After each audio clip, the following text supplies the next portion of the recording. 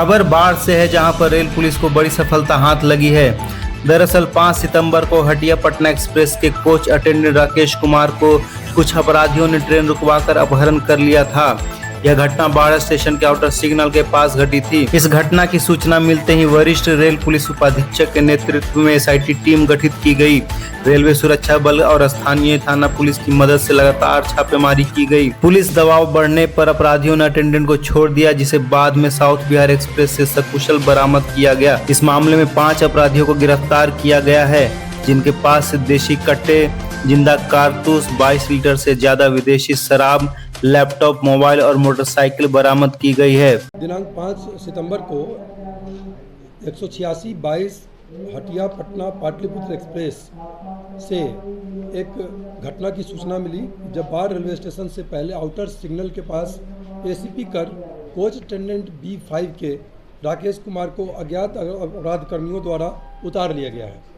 जैसे ही यह सूचना प्राप्त हुई, चूँकि मामला काफ़ी संवेदनशील था और महत्वपूर्ण था, पुलिस उपाधीक्षक पूर्वी के श्री मुकुल परिमल पांडे के नेतृत्व में एक तुरंत टीम गठन किया गया, और जिसमें कि थानाध्यक्ष बाढ़, थानाध्यक्ष मोकामा, थानाध्यक्ष बख्तियारपुर, पुलिस अंचल निरीक्षक, आरपीएफ की टीम, स्थानीय थाना बाढ़ थानाध्यक्ष, स्थानीय थाना, सभी को एक बड़ी टीम इसमें कार्य करना शुरू कर दी और लगातार इसमें छापेमारी प्रारंभ किया गया। लोकल आसूचना का संकलन किया गया, टेक्निकल असिस्टेंस लिया गया और लगातार इसमें टीम कार्य कर रही थी। और इसके दौरान कई प्रकार के सूचनाएं प्राप्त हुई पुलिस को, जिसमें कि सूचना ये प्राप्त हो रही थी कि जो कोच अटेंडेंट राकेश कुमार हैं, उनसे फिरौती की मांग की जा रही है, और सूचना प्राप्त हो रही थी कि शराब से संबंधित सूचना उनके द्वारा दिया गया था, और पुलिस ने सिमुलतल्ला के पास शराब उतारा है पाटलिपुत्र एक्सप्रेस से, और उसी के कारण उसका कंपनसेशन के रूप में वो जो शराब के तस्कर हैं उनके द्वारा ही उतारा गया है और उनको ले जाया गया है अनजान स्थान पर, और पैसे का डिमांड किया जा रहा है, ये भी सूचना प्राप्त हो रही थी। और जो कोच अटेंडेंट B5 के हैं राकेश कुमार, उनके सुपरवाइज़र, उनसे भी पुलिस संपर्क में थी, और जो अपहरणकर्ता थे वो लगातार लोकेशन बदल रहे थे। इस बात की सूचना प्राप्त हो रही थी। कोई भी वेरीफाइड चीज़ नहीं थी उस समय में, FIR दर्ज नहीं हुआ था विधिवत, और पुलिस लगातार एक कुछ सूचनाओं के आधार पे लगातार कार्य कर रही थी, और लगातार स्थानीय पुलिस, RPF और GRP मिलकर कार्य कर रही थी। एक बड़ी टीम कार्य कर रही थी, और बड़ी टीम के द्वारा पूरे एरिया का नाकेबंदी टाइप का सिचुएशन किया गया था, और उसी का नतीजा था कि एक और सूचना प्राप्त हुई कि जो पुलिस की दबिश के कारण जो अपहरणकर्ता है, उन्होंने जो अपहृत है राकेश कुमार, उनको छोड़ दिया है, और साउथ बिहार ट्रेन से उनके जाने की बात सामने आई 9:30 बजे रात में करीब। इसको देखते हुए पुलिस, GRP, RPF और स्थानीय पुलिस, इनका सहयोग लिया गया, और मुख्य रूप से GRP और RPF की टीम पूरी ट्रेन को एक तरह से सर्च अभियान चालू हुआ, और अपहृत को साउथ बिहार ट्रेन से कोच अटेंडेंट राकेश कुमार को B5 के जो है उनको सकुशल उससे बरामद किया गया। जब उनका बयान लिया गया और उनके बयान के आधार पर विधिवत प्राथमिकी दर्ज की गई, उनके द्वारा बताया गया कि जब वो चले पटना हटिया ट्रेन से, तो जब ट्रेन क्यूल स्टेशन के पास आई तो कुछ लोग बात कर रहे थे कि इसी ने शराब की सूचना दी है, और उसके बाद वहाँ से एक तरह से ये मूवमेंट शुरू कर दिया शराब तस्करों ने, और बुलाने लगे लोगों को। मोकामा से जब ट्रेन आगे बढ़ी तो बाढ़ आउटर सिग्नल से पहले ACP करके, और तब इनको जबरन उतार लेने की बात इन्होंने बताई 5-6 की संख्या में लोगों के द्वारा। फिर इनके द्वारा बताया गया कि लगातार वो लोग पैसे का डिमांड कर रहे थे कि तुमने पकड़वाया है तो पैसे दो, और 1 से 1.5 लाख रुपए की मांग की जा रही थी, जिसमें कि सुपरवाइज़र के द्वारा 9,000 रुपये और इनके फुफेरा भाई के द्वारा 5,000 रुपये जो अपहरणकर्ता है उनके खाता में ट्रांसफ़र किया गया 14,000 रुपये। और उसके बाद लगातार इनके द्वारा बताया गया कि अपहरणकर्ता इनके साथ लोकेशन बदल रहे थे, और पुलिस का भी वो लोगों को डर था, और वो आपस में बात भी कर रहे थे, बेहद घबराए हुए थे। उसके बाद बाढ़ स्टेशन के पास उन्होंने छोड़ दिया इनको, और उसके बाद ये भय के कारण नर्वस हो गए थे, तो ये पुलिस के पास जा नहीं पाए, और सामने ट्रेन आई साउथ बिहार एक्सप्रेस, तो साउथ बिहार एक्सप्रेस ये बोर्ड कर गए और चलने लगे। फिर पुलिस के द्वारा इनको खोज लिया गया उसमें, और ये फिर पुलिस के साथ स्वेच्छा से आकर इन्होंने FIR दर्ज कराया है।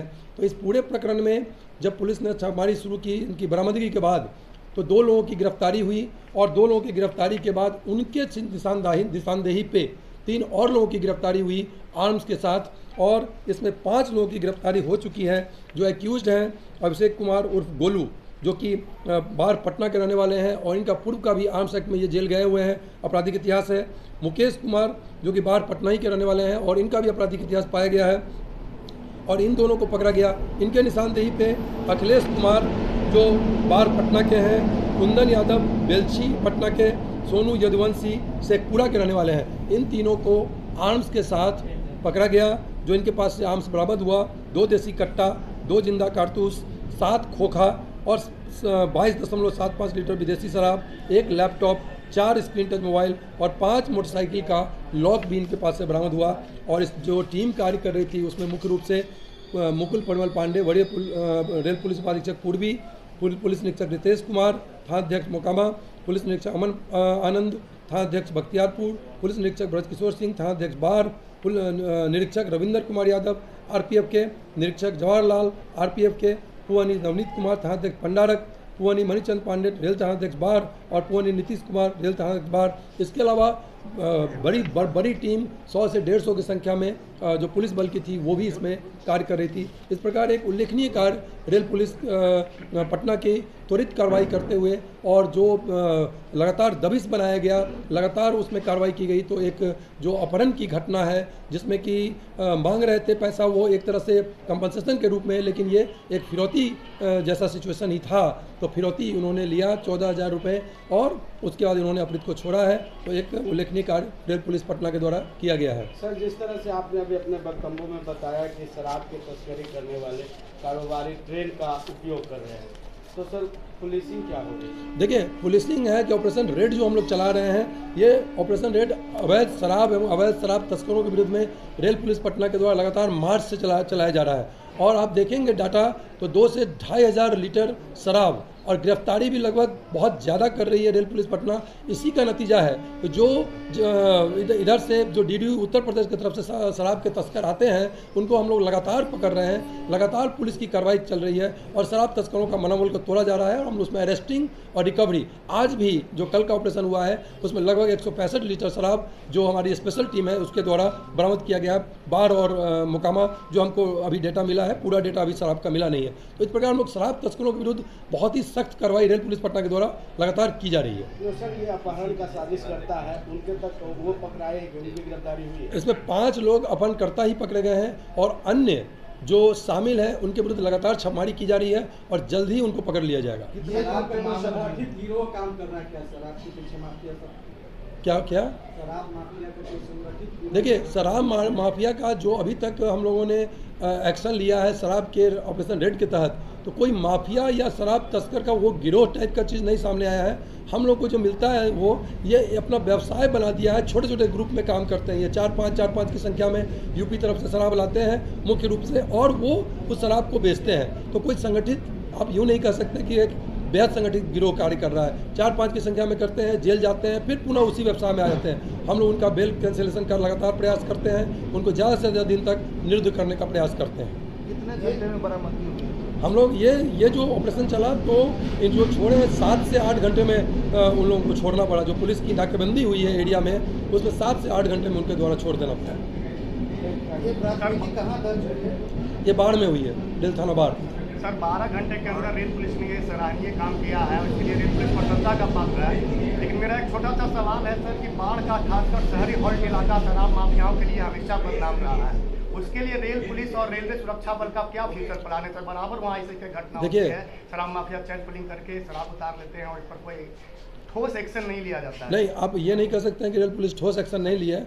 लगातार ठोस एक्शन का ही नतीजा है कि आप देखेंगे कि मार्च और अप्रैल के समय में रेल एक आसान माध्यम है शराब तस्करी का।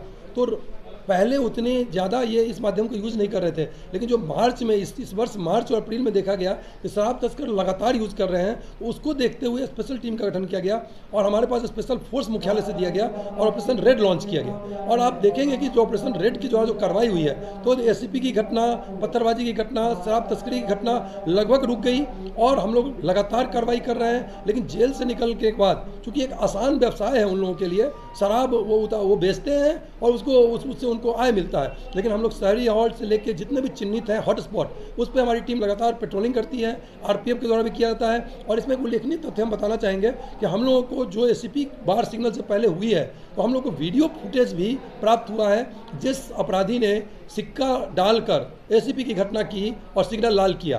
तो पुलिस काफ़ी हद तक चौकन्नी है और लगातार कार्रवाई कर रही है। उसी के कारण है कि वो उनका मनोबल लगातार टूट रहा है। Thank you sir. Thank you.